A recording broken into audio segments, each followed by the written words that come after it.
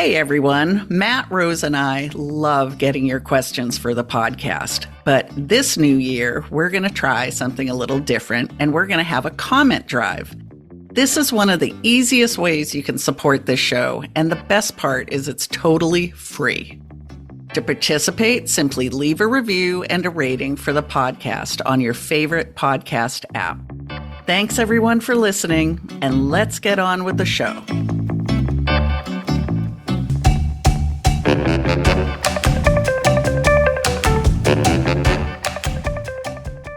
Hello, my name is Kathy King, and welcome to the Flux Sake Podcast. I'm coming to you from the Harvard Ceramics program in our fair city, Allston, Massachusetts. I'm here with Rose and Matt Katz of the world-famous Ceramic Materials Workshop, and they are ready to answer your burning questions about clay and glaze.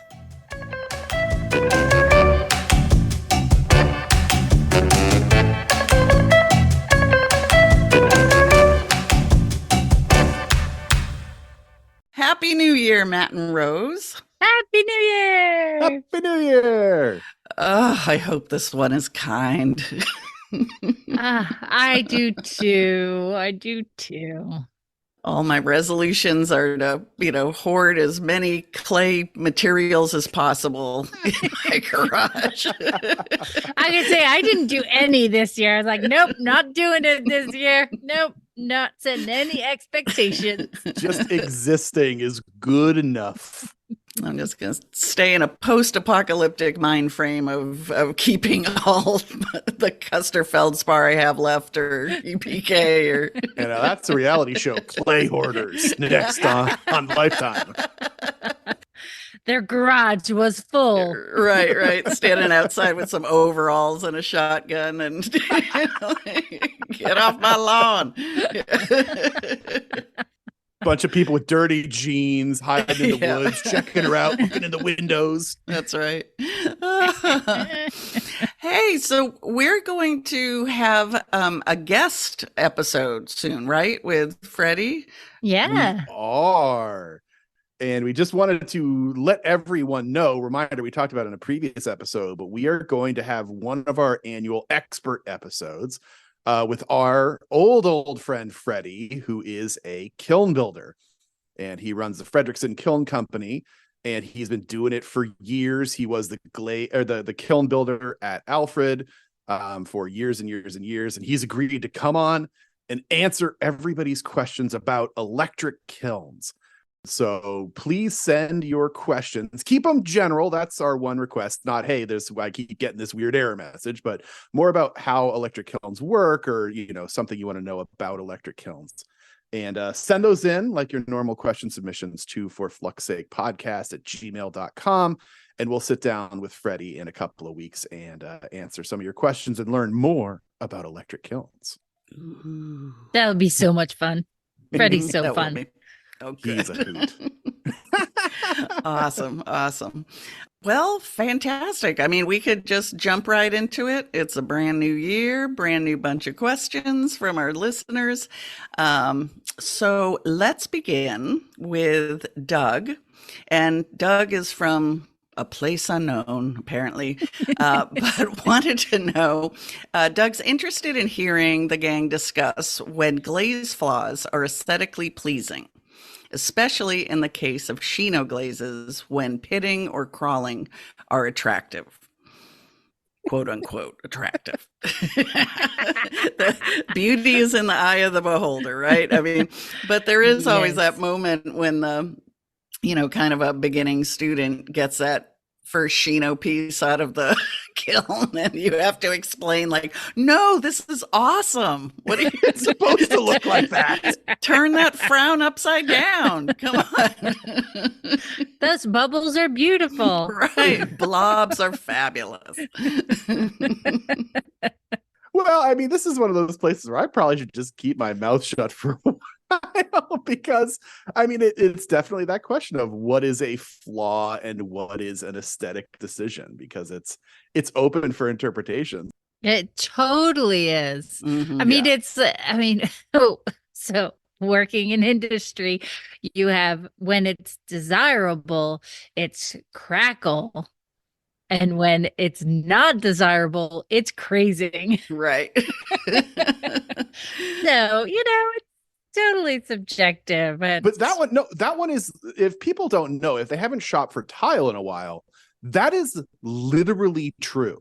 It is. When you go shopping for tile, go to your local tile store, and it is crackle glaze all over the place. They call it crackle. That is the marketing term. Mm-hmm.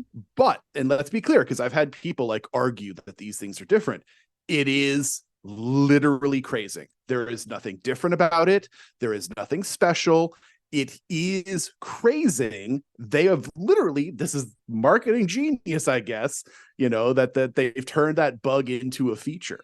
I don't quite get it, but hey, if it sells tile, Yeah. go right ahead. Well, I'm wondering, everyone at some point, I think, had a crazed piece, and someone said, oh, you can rub India ink in it and bring out the crackles. If you did that to that shower tile, would that happen? Yeah. Oh, it would. Yeah, it would. But then over time, that India ink is going to seep deeper in and then just stain the clay body behind it. And then it could slowly spread. I would not recommend that.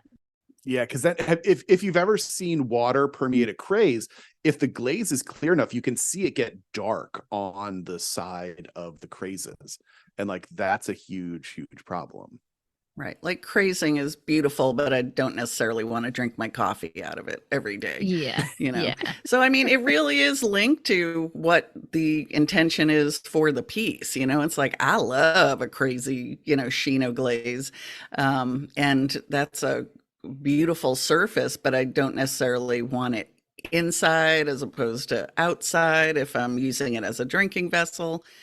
There's some beautiful things that come out of wood kilns and atmospheric kilns that are not necessarily,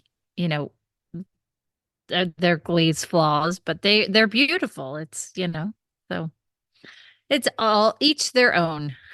And it depends on what your artistic intention is. And one of the things, that we still have to remember is that if function is part of the conversation, that is a different consideration.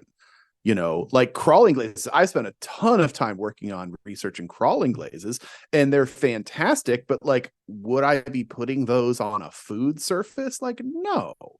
Even if the clay is vitrified, it's got a rough texture. It can still pick up bacteria and stuff like that. And is it beautiful? Sure. Is it chemistry? Absolutely. But for function, that becomes a real big question as to what you can do and what you should do. And, with Chinos, you've got basically everything thrown at there for all the different flaws that you can have. Especially if you overlap them. Oh my! Oh wait! Hold on. Okay, what is it saying? What's the rule? I don't remember. Chino first or the pot's cursed. Thank you. Okay. Our magic voice of Ben. Or the pot's cursed. I'll try to remember. Honestly, if it were me, I wouldn't layer Chinos at all. Chinos in and of themselves are something very, very different chemically. We talk about how glazes work. Basically, all glazes are the same with two exceptions, and one is Chino glazes and the other is fake wood ash glazes. They have an inherently different chemistry than every other type of glaze. And with Chinos, it makes them so thick, and it makes them crawl, and it makes them carbon trap. Don't you have flash. Everything but the kitchen sink in Chinos? It's no, it's not everything. It's soda ash is the big problem. There's so much soda ash in there. Yeah, massive amounts. And that's where you get the flashing and that type of stuff. And it it's a funny thing. You were talking about wood firing, Rose. Before we met, I did a ton of wood firing. And I loved it, and but we barely have any wood-fired work around the house anymore, and we don't have any that we really use. There's a couple we've gotten from some local potters. They'll do wood firing sometimes, but yeah, it almost comes down to just the personal aesthetic, what you like. I know Kathy's just all raku all the time. The entryway drug? No, not so much. But I mean, and it doesn't seem like you have to work very hard if your intention is to find glaze defects. I mean, and there are so many glazes, that I think fall under the sculpture heading. The lichen glazes, the lava crater glazes. Yeah, I mean, so those are amazing. I love those. They're a little hard to have in a community studio because if they're handled a lot, oftentimes, and I don't know why this is, but I think part of its journey is to not be so stuck to the pot before it gets into the firing because they it flakes off when the kiln loader is trying to handle it, and that can be problematic. Well, that's also one of the things that we talk about. One of the things we teach about is glaze durability. And, it really has to do with what people call food safety. And for us, food safety is a whole other term, but we always talk about glaze durability. And one of the things about Chinos is that they basically hit all of the bad considerations for glaze durability. And then, of course, I teach that to the students, and they're always like, well, should I be freaking out about Chinos?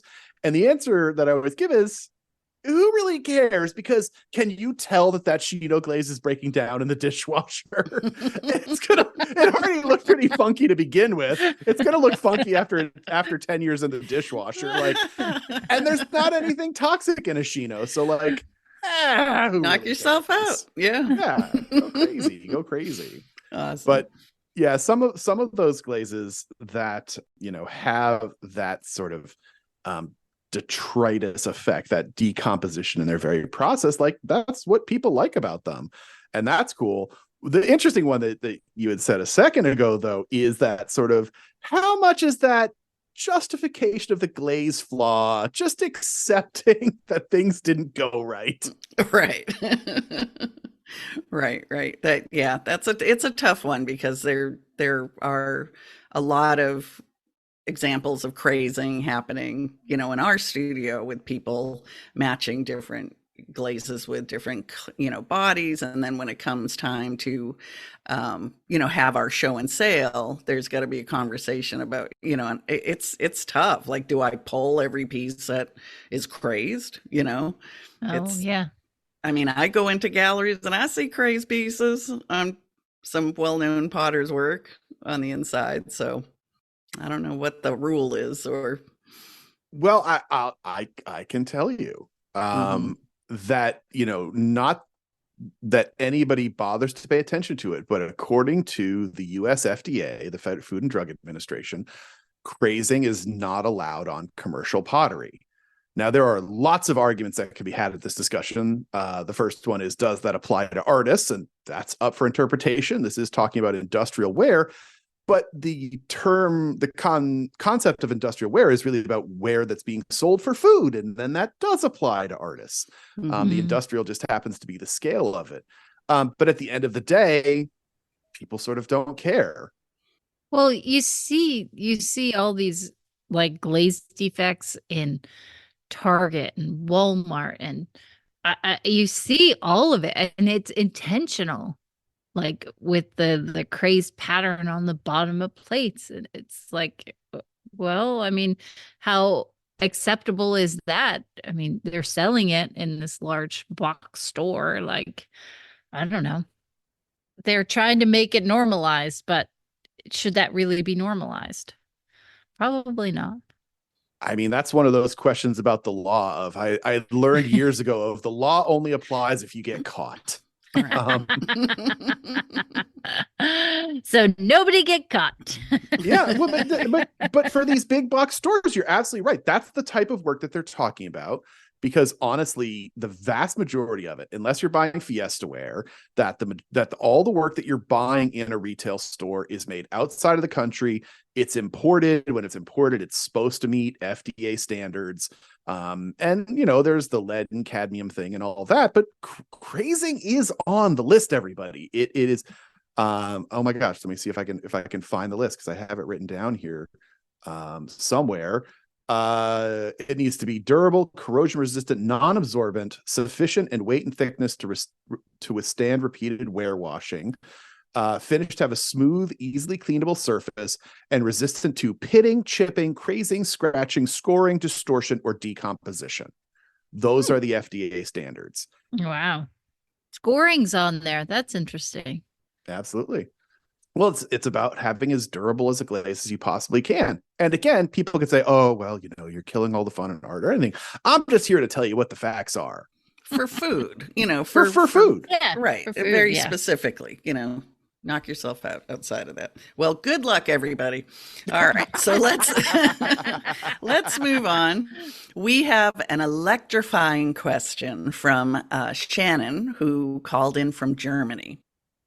Hi, Kathy, Rose, and Matt. I have a question about glaze error that could potentially be quite niche. I fire some silicon carbide reduction glazes in my oxidation kiln.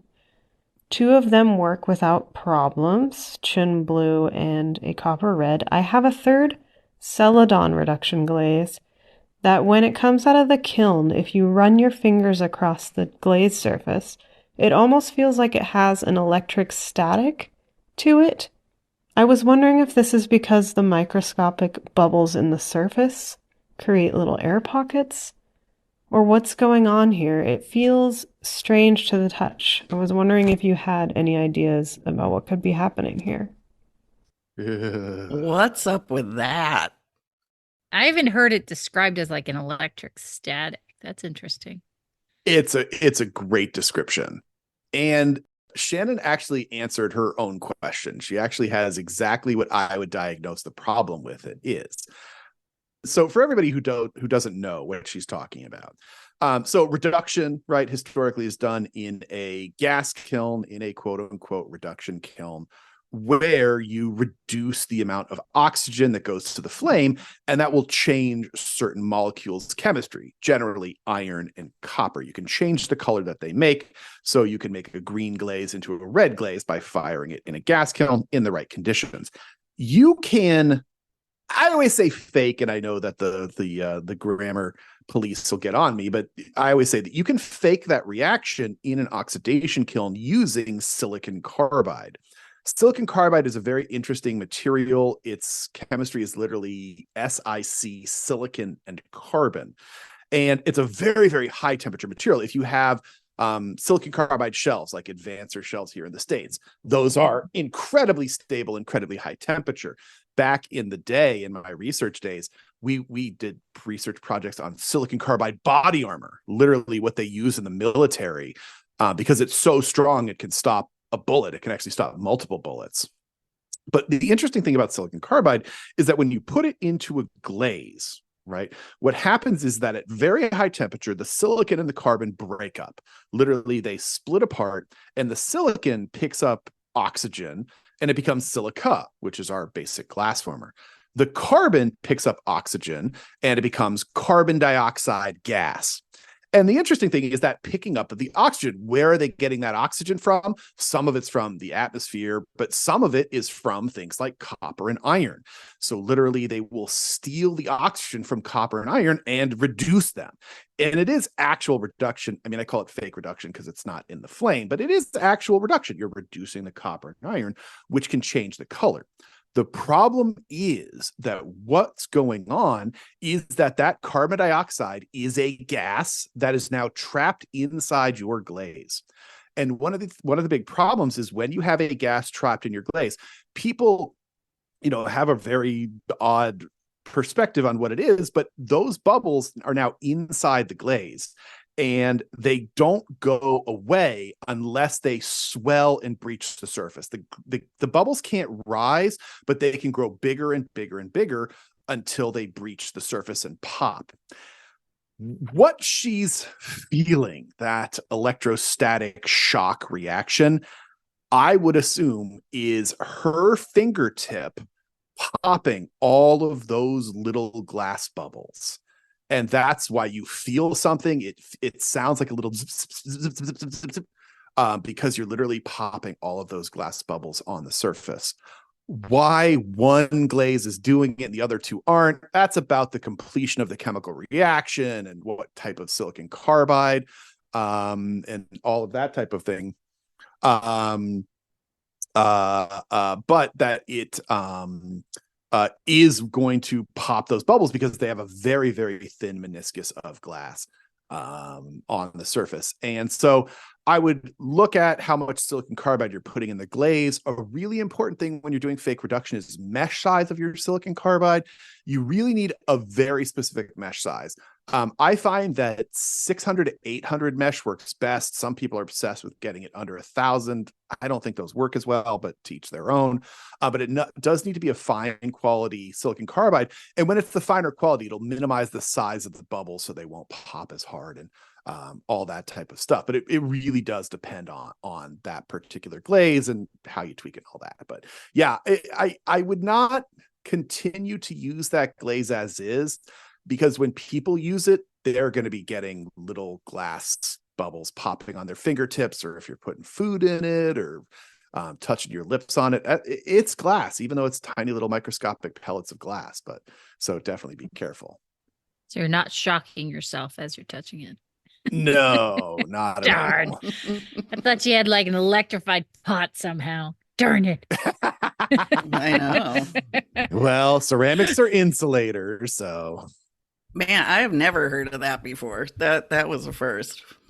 I see it more with lava glazes, because lava glazes also use silicon carbide. So lava glazes tend to use a coarse or a really chunky silicon carbide, and it does the same thing. But in that case, you're hoping to make the bubbles, and then you want to make them really big. And so you add in a lot of coarse silicon carbide so it'll foam up. But those are glass bubbles. And if anyone here has ever worked with a lava glaze, it's actually, they're pretty dangerous depending on how they're composed and how they're fired. But you can rub your hand on the surface of a lava glaze and it sounds like Rice Krispies, like rice cereal. Oh yeah, in milk. And it's sort of freaky, but like, don't do it because your hands will hurt. Like it feels like when you rub like fiberglass or something like that after it, because it's little tiny shards of glass all over. Do you remember years ago, I can't remember the names of the artists, but there were some artists that were working with a foaming clay. Oh yeah. And this was Stephen Creech. Stephen Creech. Okay. Yeah. I wonder, is that still a thing? He called that Nerafoamy. Okay. And I don't know. I think that he sort of did his piece with it, and he may still work with it somewhat. I know he'd given some to Corey Brown because they're friends, and Corey was doing some stuff with it. I don't know exactly what they're doing. I'm 99% sure I know what it is.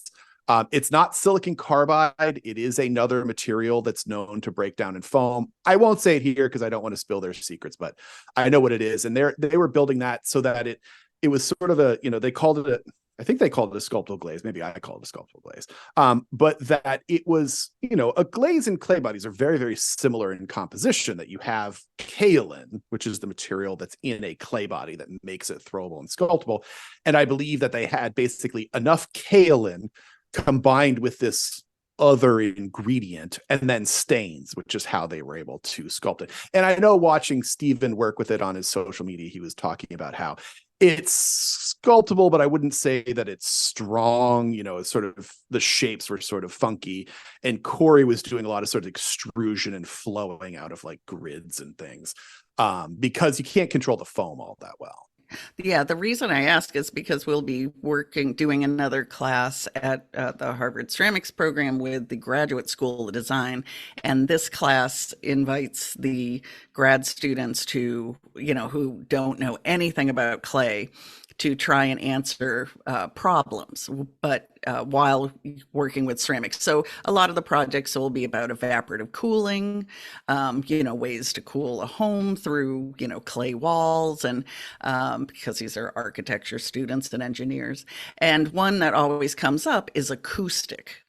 Clay, an acoustic clay. Is there something that could be created? And that always comes up with, and I know for a fact, though I'll never do this again because I almost killed everybody, is if you like put foam, like upholstery foam into slip and fire it out, you get that, but no reason to ever do that again. Yeah. So I can always make an example with using silicon carbide to show something that if we cut it in half, you can see the air pocket structure. Mm-hmm.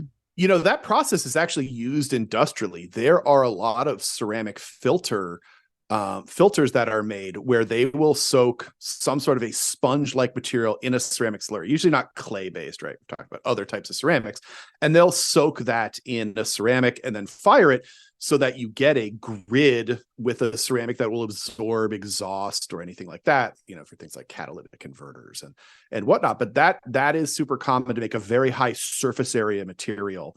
But yeah, it needs to be well vented. I similarly, when I was a student, had a friend who had the fire department called because he shut down the entire building and evacuated it because he was really into firing stuffed animals. And so he would go to Goodwill and buy stuffed animals and didn't check for the synthetic ones. Like cotton will burn, but the synthetic ones get nasty. So yeah, watch out for those burnouts. But the audio properties, that's very interesting because a foam has a high surface area. I don't know the sound reflective properties of a glass, but that certainly could be interesting. Anything that makes clay low density, like back in my research days, we would work on projects where we were trying to make substitutes for gravel, because gravel is actually a huge industry. Proppants, right? Right. They're called proppants. Yeah. And so they'd be used in things like concrete or in like oil extraction, where they would want to push a ceramic material into the place of gravel, but they wanted to do it because if you could foam the ceramic and have it be strong, then it would be lower density. So the whole thing would weigh less. And that was always a big deal for that. And it's difficult, that low density thing. I was just reading a few months ago that in England, there's a big problem because in the 60s in England, all that brutalist architecture, they tried to use sort of synthetic filler in their concrete. And now it's all crumbling because it wasn't strong enough. So yeah, it's always a weird trade-off with what the materials can do versus what you want them to do. Well, I'm going to have all those students call in the next couple of months. So get ready. I'm going to be like, listen, I can't answer that. Okay, so let's move on to our final question. And this question comes from Vojta from Croatia.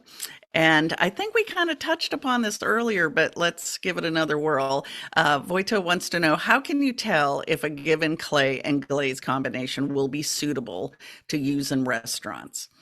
And I thought this was interesting because this is another kind of thing I'm seeing happening in the studio, is that people are doing commissions for restaurants in the Boston area. They might have a friend who has a restaurant, and they're kind of passing it through, running their business through our community studio. Man. I know, which is a bummer. But, when like 47 plates show up all of a sudden, you got to question, how big is your family? No? Okay.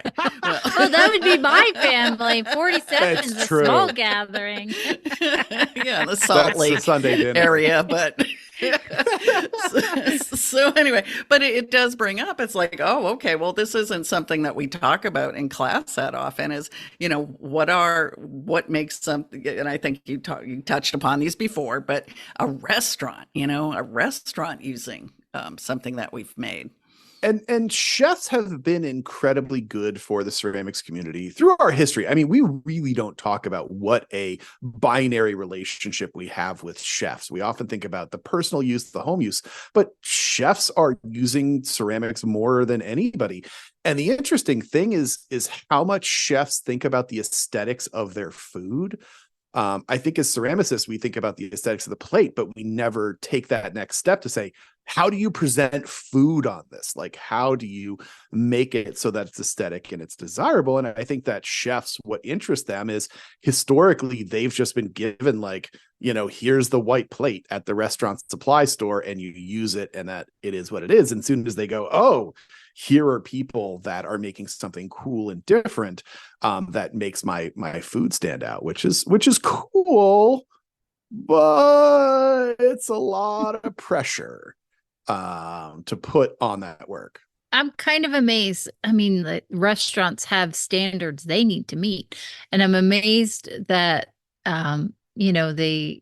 that their dinnerware has to go through a standard too, for cleanliness, durability, and all that.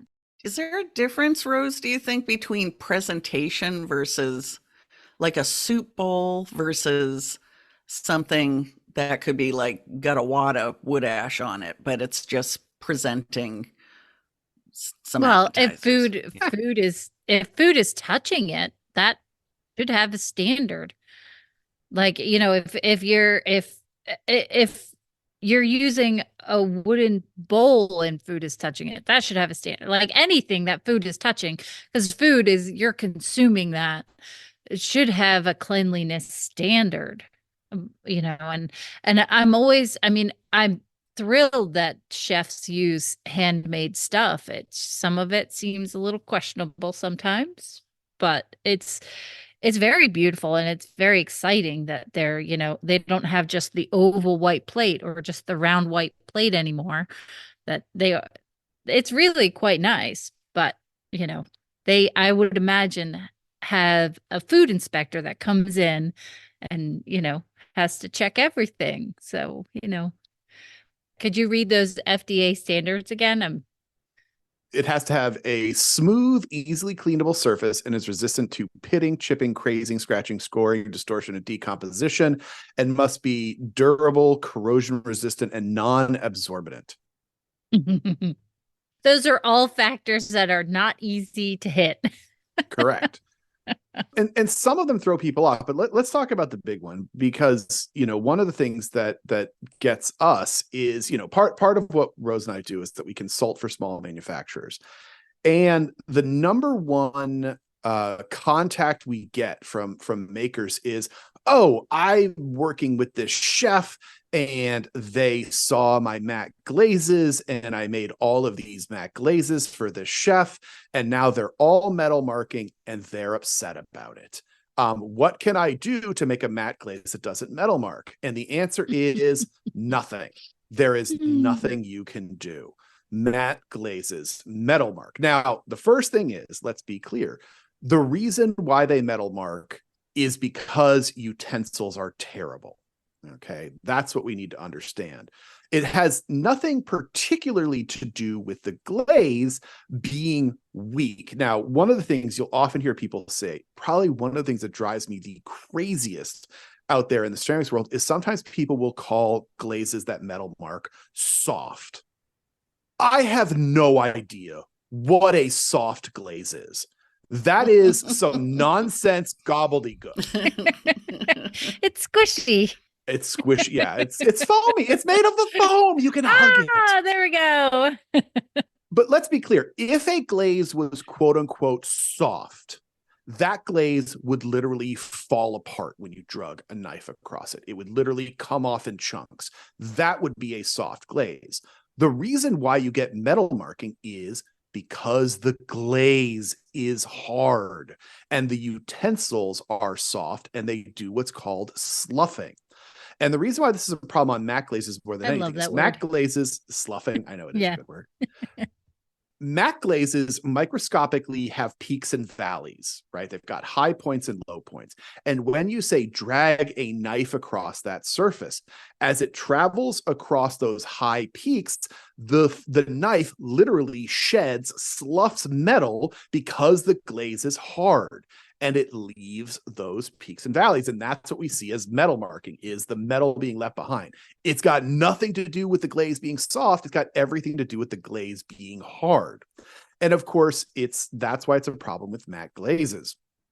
And you can get metal marking on glossy glazes too.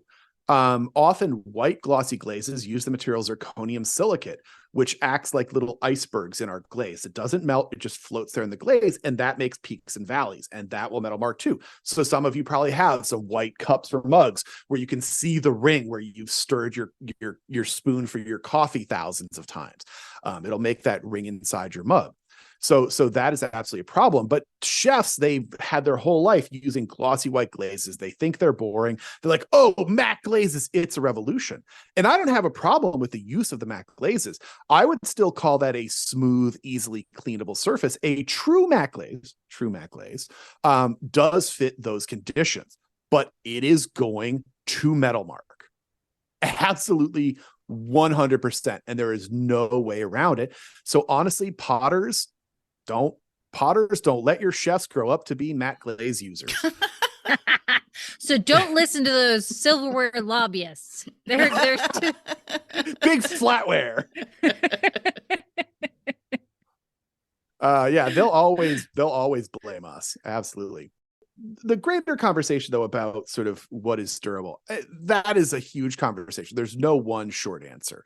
But I will say there's a reason why most restaurant wear is kind of boring. It's glossy, it's white, because that gets you to all the standards that you're looking for. And people can complain about it and say that it's not pretty. But I will say people have put thousands of hours of work into developing those glazes and those surfaces and all that. Yeah. I mean, we have Wedgwood from your great grandmother that has not crazed. It's still beautiful, like, and no metal marking, and it's just a white glaze. Yep. And it can last forever if it's well made.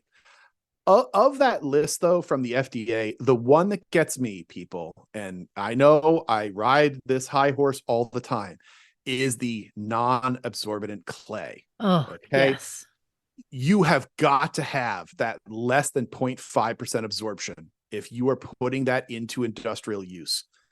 Industrial use is hard, okay? The dishwashers are fast and hot and alkaline. They put plates under broilers that they call salamanders that are hundreds of degrees, and you need that clay to be tough. And let's be clear, everybody, I'm going to make some enemies here. You're working at Cone 6, and you've got that 3% absorption that the clay is sold at, you're doing it wrong. Yeah. You're doing it wrong. I would go nowhere near something you're selling to a restaurant for that. You are asking for disaster. Oh, those are fighting words. Watch out. Bring it. I get exhausted by people trying to justify bad behavior. Going back to the earliest conversation about being accepting of a flaw and calling it okay. Boy, all the people that like to argue that their Cone 6 work with 2% absorption is okay. Yeah. Mm-hmm. Bring it, people. I got science on my side. What do you got? But yeah, you have to watch out for that. There's lots of things like freeze thaw standards that you need to pay attention to. You should not have crazing. But notice in that description, I said chipping. Chipping's actually a big one. You need to be designing the geometry of your pot so that when two plates get slammed together by a server who's carrying them off the line out to the table, that those don't chip, and you get a chip of edge into somebody's salad. Like, that's a tragedy for a chef. So restaurant wear is something you really need to take seriously. And I know that there are people out there doing it. But if you're putting work out in a commercial space, you need to be the best possible standards. It needs to be your sole focus as to making it as tough as possible. Mm-hmm. We had a class once where we worked with a chef, and the chef actually brought over one of the what do you call it? The interior of the dishwasher to make the point of whatever you're making, so everyone was supposed to make pieces to pitch to this chef, not really to go into production, but he said they have to stack in this size because this is the dishwasher so we much have. space. Yeah. Oh, that's cool. That's an eye opener, I'm sure. Mm-hmm. Yeah, they're not hand washing in that restaurant when they're turning 300, 400, 500 plates a night. Those things, that plate gets used 5, 6, 7 times a night. And the dishwasher, it's fast and hot. Yeah, it's got to stack. Wherever they stash their plates for service, they've got to stack perfectly because they don't have room for plates to be tipping over or to be a little bit wonky. A chef's going to grab a plate and put food on it. And that's why people, I love the handmade community. I love you all, but there is an elitism that I often see about industrial dinnerware because, it's not handmade or, it's all white.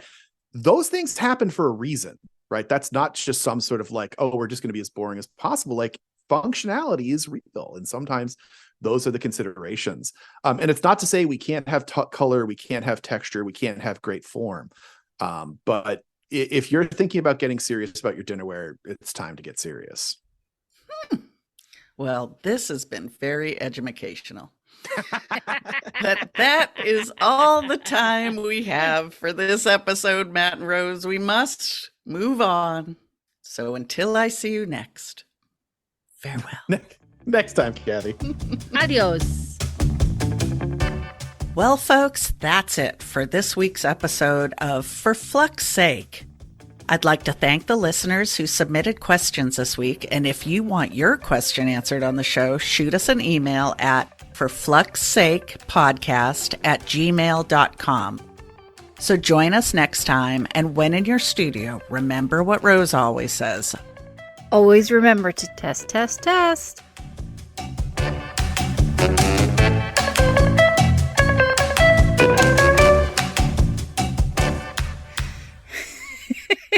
This is a test of the emergency glaze system.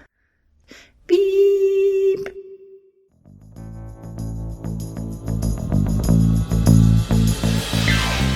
This podcast is a production of the Brickyard Network, an extension of the Archie Bray Foundation for the Ceramic Arts. To find out more about our lineup of ceramic podcasts, visit brickyardnetwork.org.